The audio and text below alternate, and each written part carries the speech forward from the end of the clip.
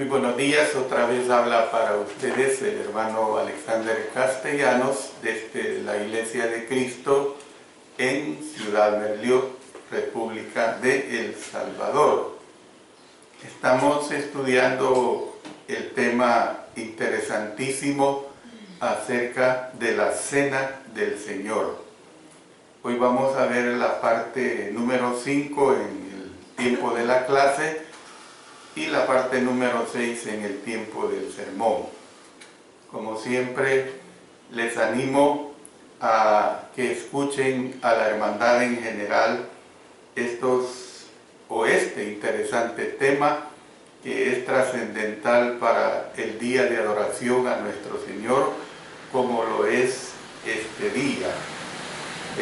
Y sobre todo, les animo a que, si ustedes lo estiman conveniente, le pongan estos estudios, o sea, lo escuchen la iglesia en general. Hoy, gracias a Dios, los medios de difusión son tan excelentes que con una facilidad tremenda la iglesia puede escuchar los estudios que se presentan, y este estudio de la Cena del Señor no es la excepción. Es muy importante que la iglesia entienda lo que es la Cena de nuestro Señor.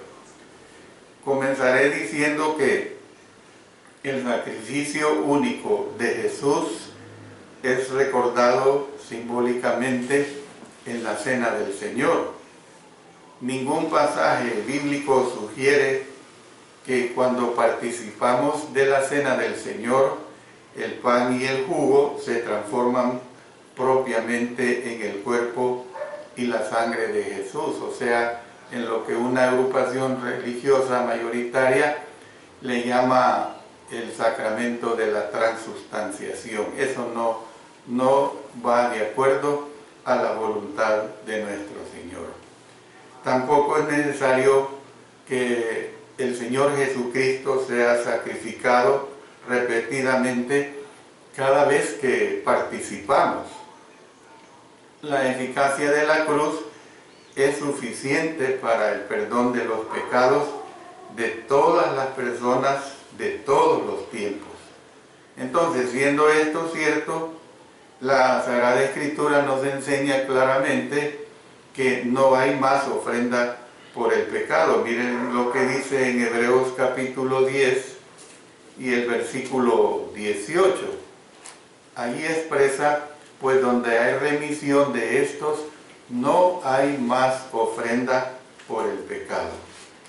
Entonces, ¿qué es lo que nosotros vemos? Que el pan trae el cuerpo al presente.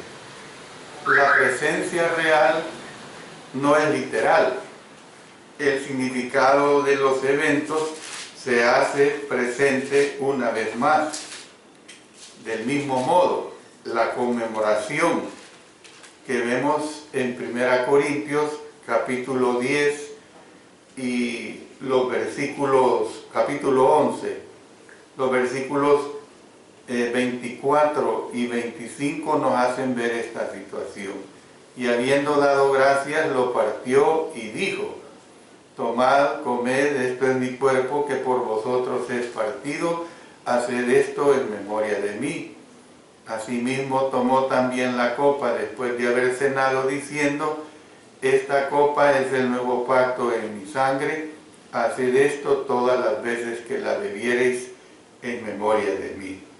Entonces, como decía, del mismo modo, la conmemoración que vemos aquí en Corintios 11, de acuerdo con el trasfondo judío, no era el mero recuerdo mental ni la repetición misma de algo, sino que era la celebración de un acontecimiento pasado con el fin de vivir su experiencia y participar en sus cualidades redentoras.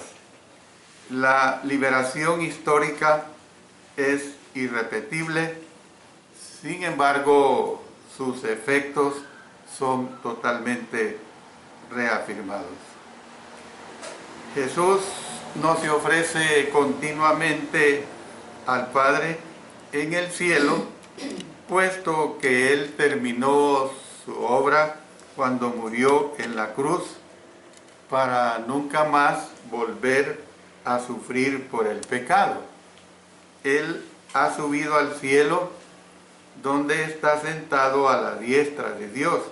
Noten lo que tenemos en Hebreos en el capítulo 1 y el versículo 3.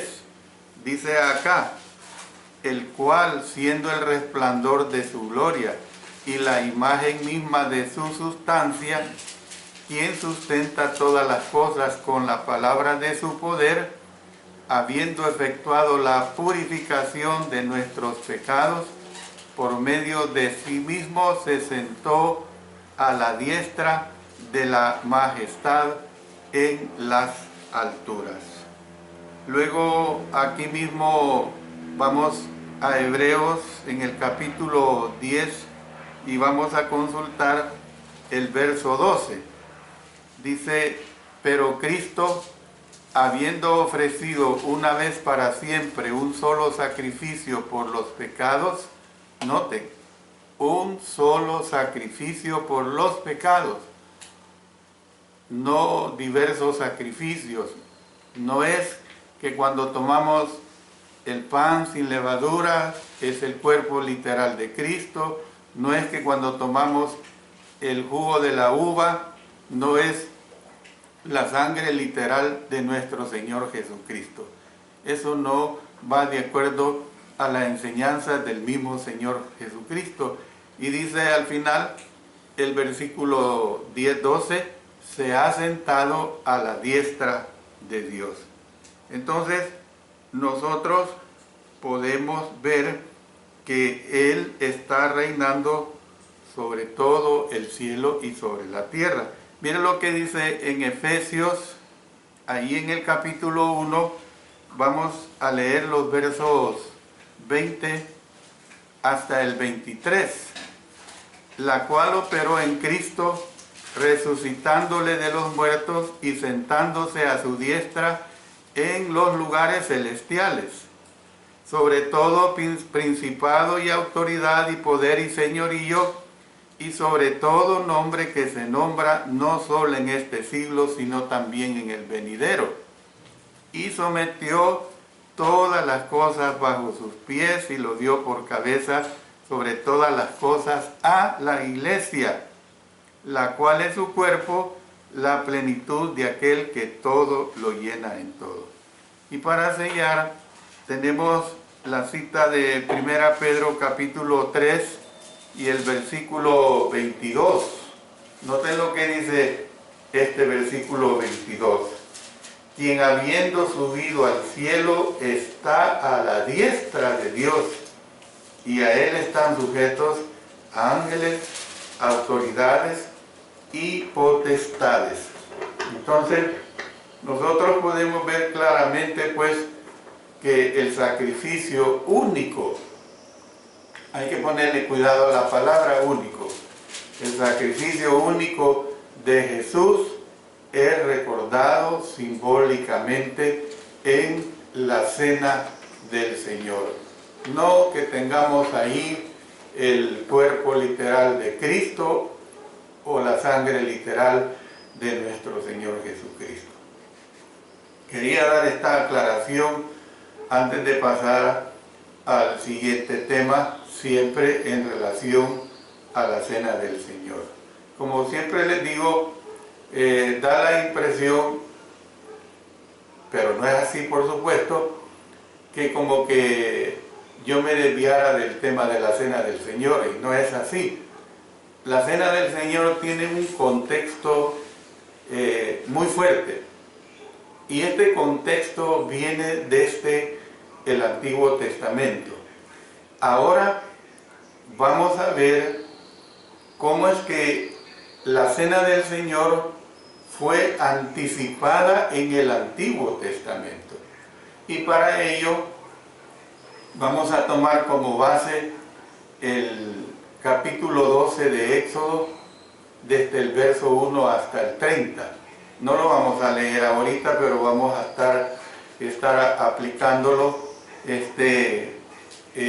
todo este estudio que vamos a tener basado precisamente en este versículo 1, el capítulo 12, perdón. Y básicamente está basado esta situación en que se hacía el recordatorio de la muerte de los primogénitos y en los cuales el Señor los salvó. Miren los versos 29 y 30 de Éxodo 12. Y aconteció que a la medianoche Jehová hirió a todo primogénito en la tierra de Egipto, desde el primogénito de Faraón, que se sentaba sobre su trono, hasta el primogénito del cautivo que estaba en la cárcel, y todo primogénito de los animales. Y se levantó aquella noche Faraón, él y todos sus siervos y todos los egipcios, y hubo un gran clamor en Egipto, porque no había casa donde no hubiese un muerto. Hay que ponerle cuidado que donde habían los muertos de los primogénitos era en las casas de los egipcios, no de los israelitas. Entonces, comienzo pues con este estudio que fue anticipada la Cena del Señor en el Antiguo Testamento. Diferentes prácticas antiguo testamentarias anunciaban prácticas neotestamentarias. Estas son tipos, lo que en el idioma hebreo se conoce como tupos. Eran tipos pues de las realidades del Nuevo Testamento, las cuales son conocidas como antitipos, o sea, antitupos en el idioma griego. Entonces, y yo voy a dar varios ejemplos en relación a los tipos y los antitipos. Adán era un tipo o figura. Vamos a irnos ahora al Nuevo Testamento en Romanos capítulo 5 y el versículo 14. Ahí expresa esta declaración: no obstante, reinó la muerte desde Adán hasta Moisés, aun en los que no pecaron a la manera de transgresión de Adán, el cual es figura del que había de venir. O sea, es tipo del antitipo. ¿Quién es el antitipo? El Señor Jesucristo. ¿Ve? Entonces, Adán era un tipo o figura de Jesús. Por lo tanto, Jesús es el antitipo. El que Noé fuera puesto a salvo en el arca mediante el agua era un tipo del bautismo, hermanos. Un tipo del bautismo. ¿Quién es el antitipo? Es el bautismo en Cristo Jesús. Noten lo que nos dice, vamos a ir a 1 Pedro. En 1 Pedro vamos a leer en el capítulo 3 los versículos 20 y 21. Dice: los que en otro tiempo desobedecieron, cuando una vez esperaba la paciencia de Dios en los días de Noé, mientras se preparaba el arca, en la cual pocas personas, es decir, 8, fueron salvas por agua. El bautismo que corresponde a esto ahora no salva, no quitando las inmundicias de la carne, sino como la aspiración de una buena conciencia hacia Dios, por la resurrección de Jesucristo. Cuando Noé, Dios le manda que construya el arca, pues se calcula que tenía una longitud de unos 120 metros. Usted imagínese, un arca de ese tamaño es algo considerable.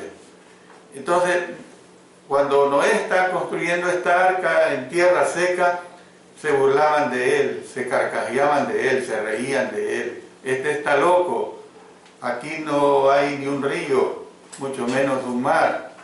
Pero él estaba obedeciendo la voluntad de nuestro Dios.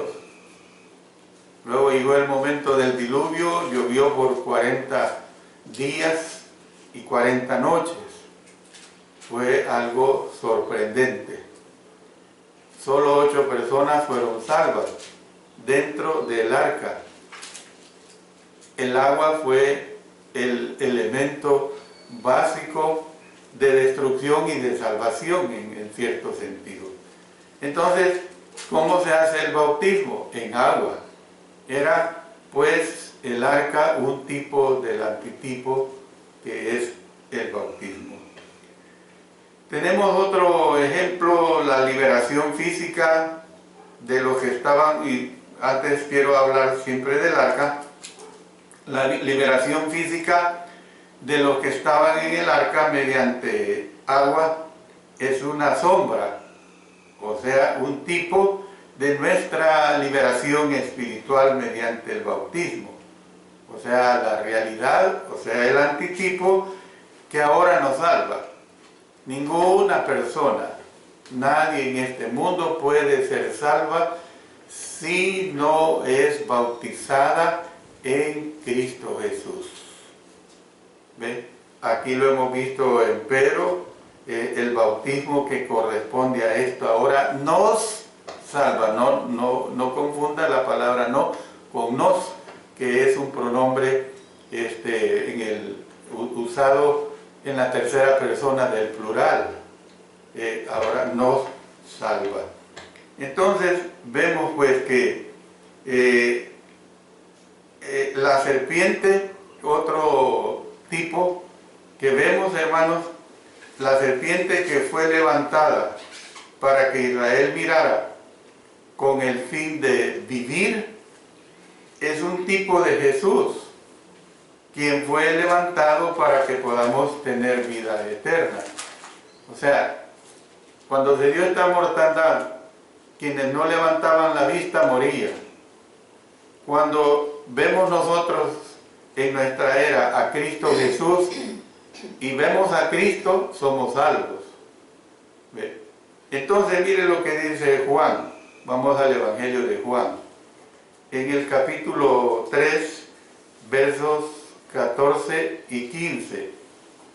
Dice, y como Moisés levantó la serpiente en el desierto, así es necesario que al Hijo del Hombre sea levantado, para que todo aquel que en él cree no se pierda, mas tenga vida eterna. Y yo doy explicación. Las personas religiosas que no les gusta acatar toda la enseñanza bíblica, escrituralmente y doctrinalmente hablando, toman la parte por el todo, no el todo por la parte. Aquí en este versículo 15 dice, para que todo aquel que en él cree. Y entonces dice, mire, basta creer en el Señor Jesucristo y yo soy salvo. No, pero el creer en el Señor es creer en lo que Él dice. Y lo que Él dice es que una persona para ser salva, además de creer y de arrepentirse de sus pecados, debe ser bautizada para recibir el perdón de sus pecados, para que sus pecados le sean lavados por la sangre de nuestro Señor Jesucristo. Ahora, el elemento que Él ha puesto es el agua, es una forma simbólica. El agua en sí no salva, sino es la sangre de nuestro Señor Jesucristo, pero tenemos que entender que el Señor Jesucristo ordenó el bautismo en agua, por inmersión, por sumergirse completamente. Eso es lo que es creer en el Señor. Entonces, ¿qué es lo que vemos, hermanos? Fíjense bien, he usado varios tipos, el de Adán, el de Noé, el de la serpiente, y ahora estamos viendo que esta es una realidad que se presenta muy clara. Usted se da cuenta que tiene que existir el árbol antes de que su sombra pueda existir. Yo no puedo arrimarme a la sombra de un árbol si el árbol no existe. ¿Por qué? tiene que crecer el árbol. Incluso cuando el árbol está pequeño, yo no puedo cobijarme en la sombra que este árbol da, porque su tamaño no lo permite. Entonces, en contraste, los tipos del Antiguo Testamento, o sea, las sombras fueron primero, y luego vinieron los antitipos del Nuevo Testamento. El Antiguo con el Nuevo están llenos de tipos y antitipos. Entonces, hermanos, ¿qué es lo que nosotros presentamos acá? Vemos claramente que en contraste con los tipos del Antiguo Testamento, por las sombras fueron primero y luego los antitipos del Nuevo Testamento, o sea, las realidades. Las realidades le dieron cumplimiento a los tipos en el Antiguo Testamento. Fueron por lo general representaciones físicas de las realidades espirituales que nosotros vemos en el Nuevo Testamento.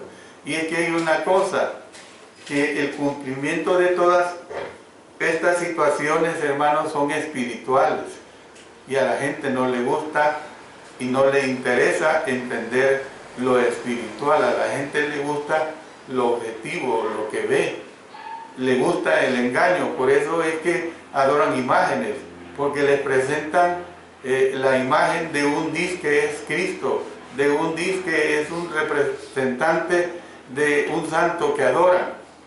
Así es como la gente le agrada. La gente no le agrada las cosas espirituales. Miren lo que dice, vamos ahora a Romanos. En Romanos vamos a consultar el capítulo 2. Y ahí en ese capítulo 2 veamos el versículo 29. Sino que es judío el que, vamos a leer desde el 28.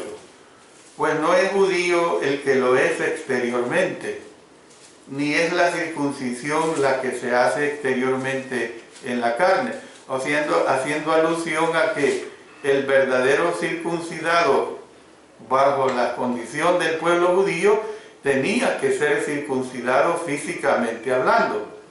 Pero miren la comparación que se hace.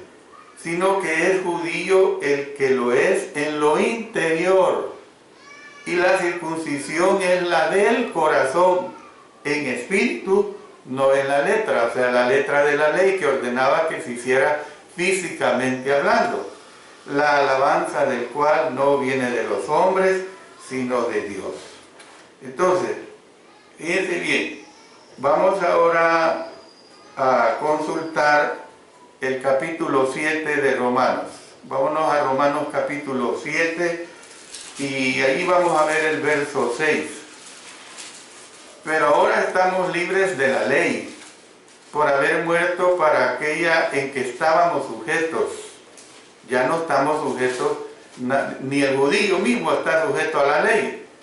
De modo que sirvamos bajo el régimen nuevo del Espíritu y no bajo el régimen viejo de la letra, o sea, de la ley. Luego vámonos ahora a 2 Corintios. Ahí en 2 Corintios, en el capítulo 3 y el versículo 6, el cual asimismo nos hizo ministros competentes de un nuevo pacto, no de la letra, la ley pues, sino del Espíritu en Cristo Jesús, porque la letra mata. ¿Por qué dice eso? ¿Por qué dice esto? Porque la ley siempre condenaba, no dio salvación, más el Espíritu vivifica, o sea, más el Espíritu salva. Entonces, hermanos, puede verse una representación anticipada de la cena del Señor. Otra vez les digo, vuelvo al tema central, estoy enseñando sobre la cena del Señor. Entonces, puede verse una representación anticipada de la Cena del Señor en varias instituciones judías, de las cuales les voy a mencionar 4 y las vamos a estudiar. ¿Cuáles son estas 4? Conmemoraciones, especialmente de la Pascua. Sacrificios, 2. Tercero, pactos. Y 4, comidas en el reino. Comidas en el reino. Vamos a ver una por una de estas 4 situaciones. Vamos a comenzar con conmemoraciones. Dios usó conmemoraciones en el Antiguo Testamento para ayudarle al pueblo a recordar grandes acontecimientos. Dios fue tan sabio y siempre lo será, que para él los aspectos conmemorativos eran importantes. Por eso al pueblo judío le exigía: tienes que cumplir las fiestas que yo he instituido, y ellos las tenían que cumplir, pues. El propósito de las conmemoraciones es preservar y perpetuar lo más valioso de las personas o los incidentes, de personas e incidentes. Entonces, toda conmemoración, antes de seguir le voy a poner ilustraciones de nuestra vida común. ¿Qué se conmemora el 15 de septiembre aquí en El Salvador y en Centroamérica?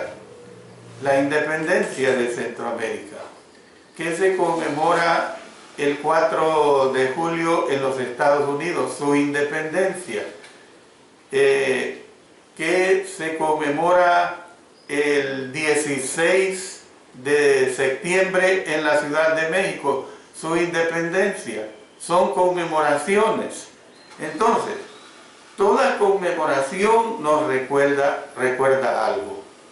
De lo contrario, esta conmemoración pierde su significado y se vuelve una conmemoración que ya no es ni conmemoración, es algo vano, pues.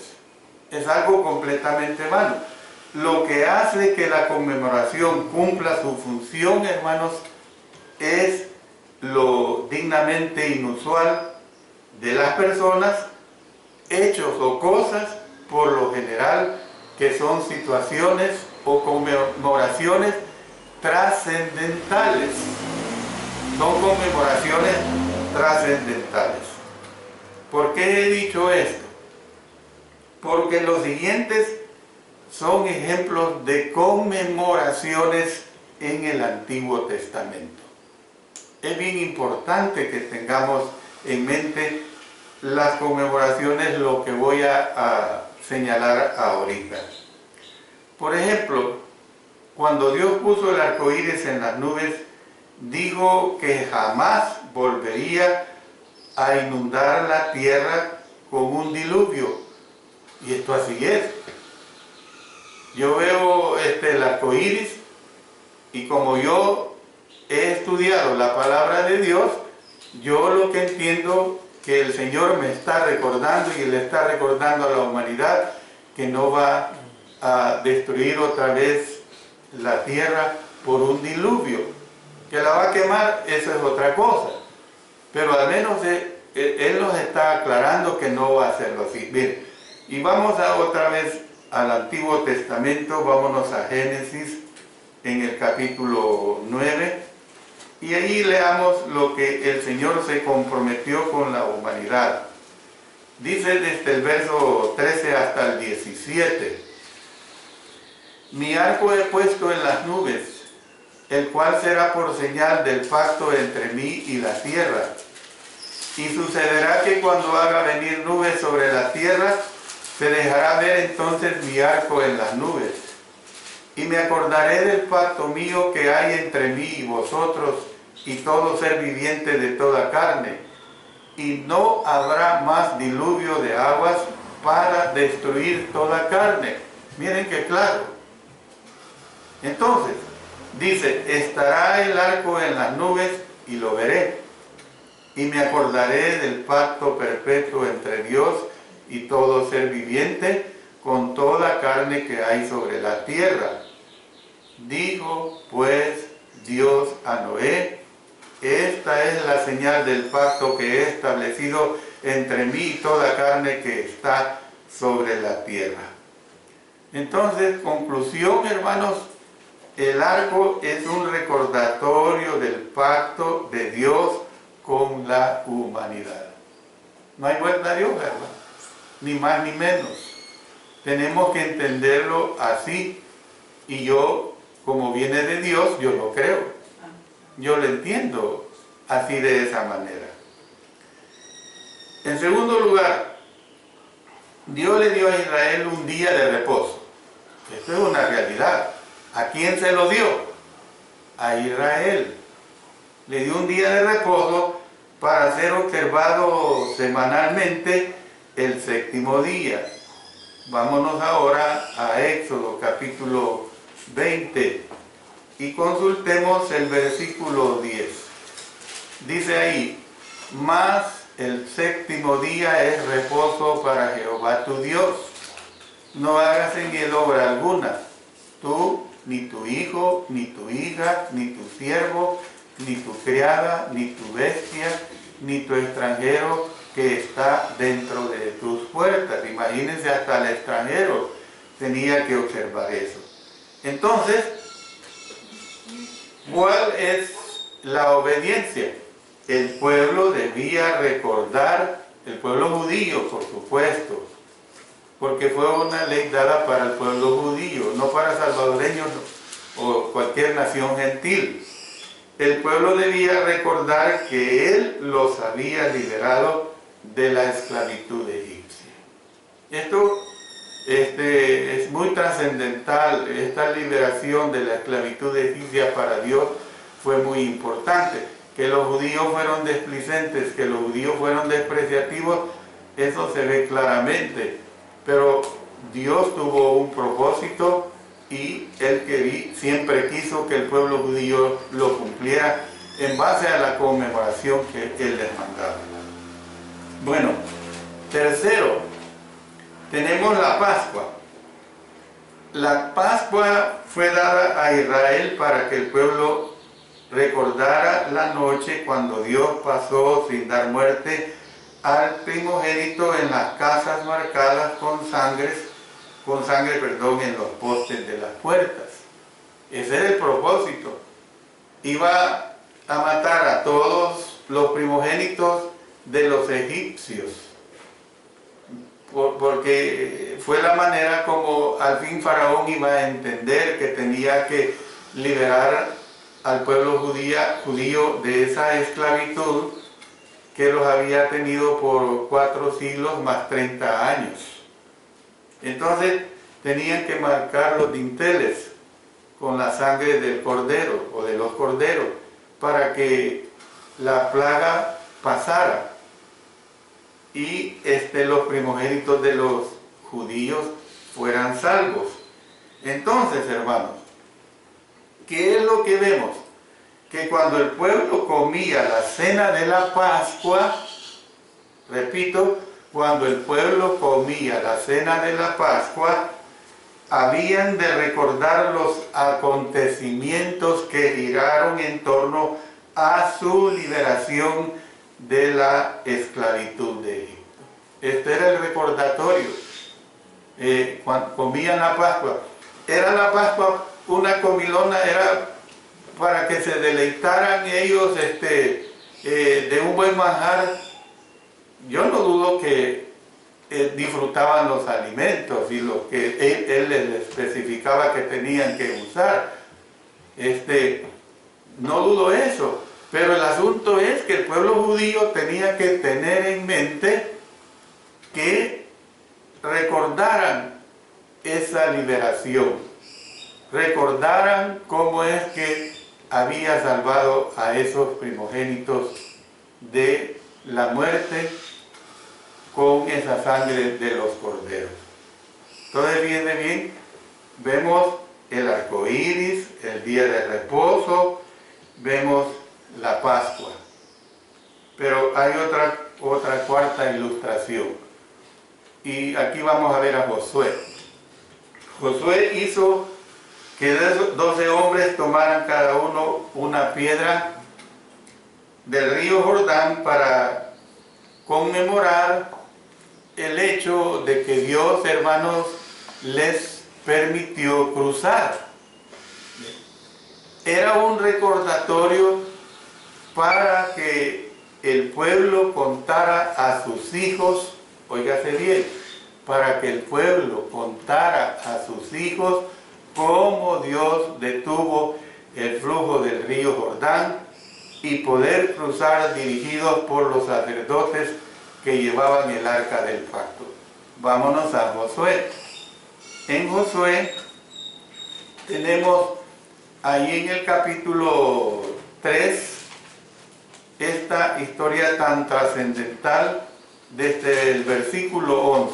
Es una lectura un poco larga, pero es necesario que la leamos. Josué capítulo 3, verso 11, dice: He aquí el arca del pacto del Señor de toda la tierra pasará delante de vosotros en medio del Jordán. Tomad pues ahora 12 hombres de las tribus de Israel, uno de cada tribu.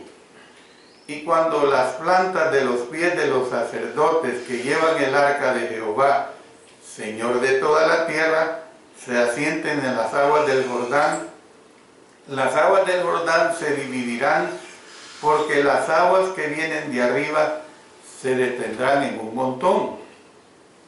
Y aconteció cuando partió el pueblo de sus tiendas para pasar el Jordán, con los sacerdotes delante del pueblo llevando el arca del pacto, cuando los que llevaban el arca entraron en el Jordán y los pies de los sacerdotes que llevaban el arca fueron mojados a la orilla del agua, porque el Jordán suele desbordarse con todas sus orillas, por todas sus orillas, todo el tiempo de la siega, las aguas que venían de arriba se detuvieron como en un montón, bien lejos de la ciudad de Adán, que está al lado de Zaretán, y las que descendían al mar del Arabá, al mar salado, se acabaron y fueron divididas, y el pueblo pasó en dirección de Jericó.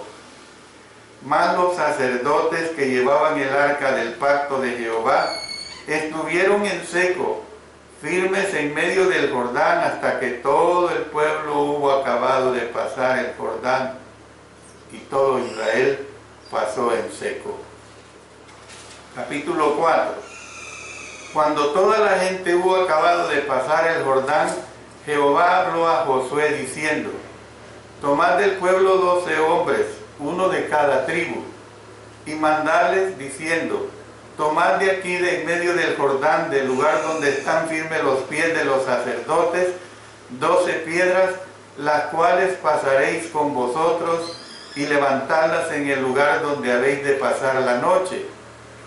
Entonces Josué llamó a los 12 hombres, a los cuales él había designado de entre los hijos de Israel, uno de cada tribu, y les dijo: Josué, pasad delante del arca de Jehová vuestro Dios a la mitad del Jordán, y cada uno de vosotros tome una piedra sobre su hombro, conforme al número de las tribus de los hijos de Israel, para que esto sea señal entre vosotros, y cuando vuestros hijos preguntaren a sus padres mañana, diciendo: ¿qué significan estas piedras?, les responderéis que las aguas del Jordán fueron divididas delante del arca del pacto de Jehová. Cuando ella pasó el Jordán, las aguas del Jordán se dividieron, y estas piedras servirán de monumento conmemorativo a los hijos de Israel para siempre. Entonces, hermanos, nosotros podemos ver claramente, pues, he usado 4 conmemoraciones. Las conmemoraciones del Antiguo Testamento le ayudaban al pueblo a recordar acontecimientos importantes. ¿Ve? No era simplemente la tradición dice esto y lo tengo que hacer. No, ellos tenían que recordar acontecimientos importantes. Entonces, ¿en qué concluyo esto? Otra vez les digo, vuelvo a la cena del Señor. Jesús instituyó la cena del Señor como una conmemoración diciendo: haced esto en memoria de mí. En unos momentos la iglesia aquí en Merliot va a conmemorar la muerte de Cristo, el sacrificio de Cristo, la resurrección de Cristo, la segunda venida de nuestro Señor Jesucristo. Esa es la realidad que nosotros tenemos que entender. Yo paro acá, dejo las otras tres partes para la parte del sermón que corresponde a los sacrificios, al pacto y al comer en un reino. Dios bendiga su palabra.